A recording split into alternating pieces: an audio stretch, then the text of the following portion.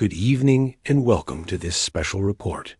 Tonight, we turn our focus to the Middle East, where a once solid alliance is fracturing, and the consequences could reshape the future of Yemen, destabilize the wider region, and redraw the balance of power across the Red Sea and the Horn of Africa. Tensions between Saudi Arabia and the United Arab Emirates, two of the wealthiest and most influential states in the Arab world, have now reached a dangerous breaking point.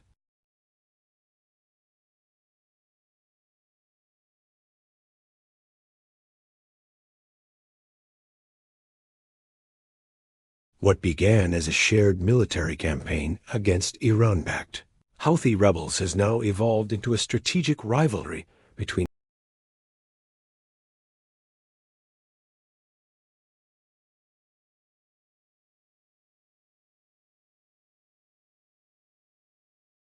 For years, Saudi Arabia and the UAE stood shoulder to shoulder in Yemen.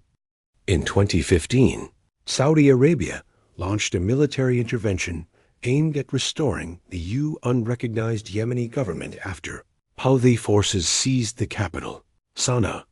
The UAE quickly emerged as Saudi Arabia's most important military partner, contributing elite ground forces, air power, and extensive logistical support.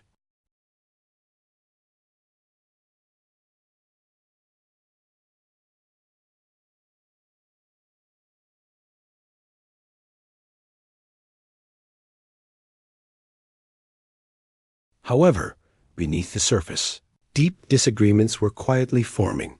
Disagreements over Yemen's political future, territorial integrity, and control of key ports and shipping routes. Saudi Arabia has always viewed Yemen as part of its natural security perimeter. Sharing a long and porous border, Yemen has been central to Saudi strategic thinking for decades. Riyadh's primary concern has been preventing hostile forces, especially those aligned with Iran, from establishing a foothold along its southern frontier.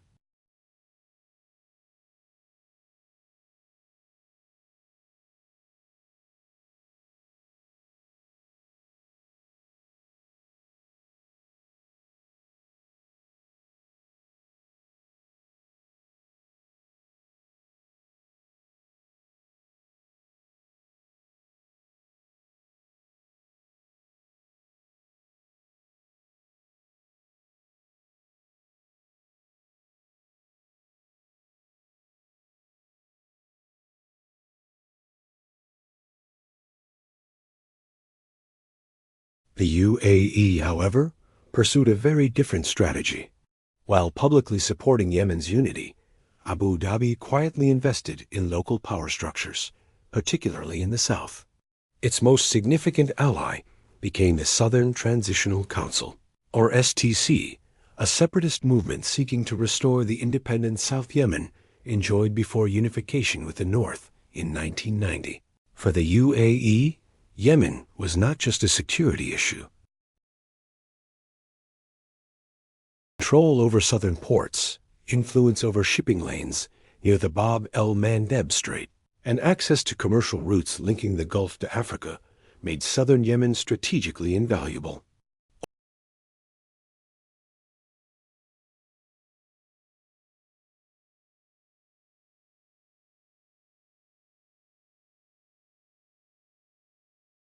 The STC emerged as a formidable political and military force by capitalizing on long-standing southern grievances.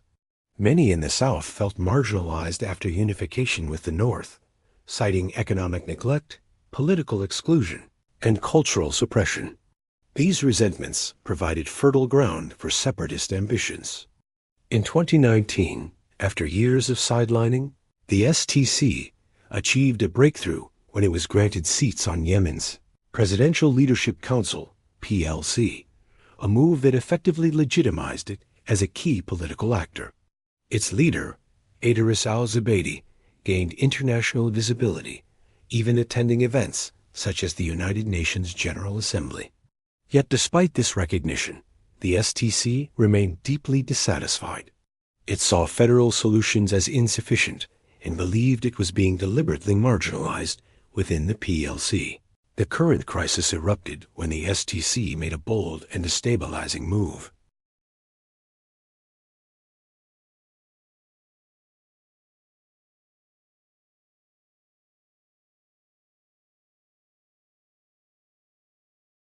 With this move, the STC effectively took control of nearly all the territory of the former South Yemen state. Soon after, STC forces expanded further east into Al-Mara, completing their dominance over southern Yemen. For Saudi Arabia, this was a strategic shock. Hadramaut and Al-Mara border Saudi Arabia and Oman, and Riyadh had long viewed these regions as critical buffers. The STC's sudden expansion, backed in Saudi eyes by Emirati support, crossed what Riyadh considered a red line. Saudi Arabia responded forcefully. In a rare and pointed move, Saudi jets bombed vehicles docking at the southern port of Mukalla.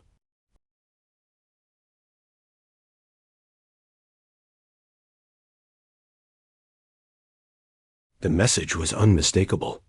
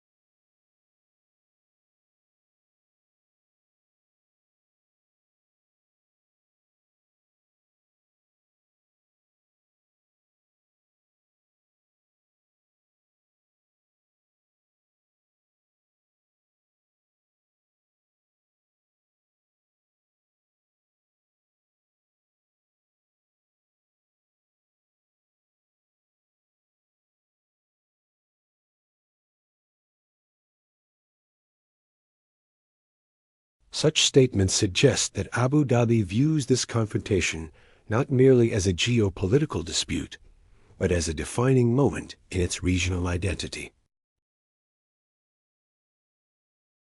Saudi Arabia and the UAE already find themselves backing opposing sides in Sudan, and their rivalry increasingly stretches across the Horn of Africa, where access to ports and influence over Red Sea shipping lanes is fiercely contested.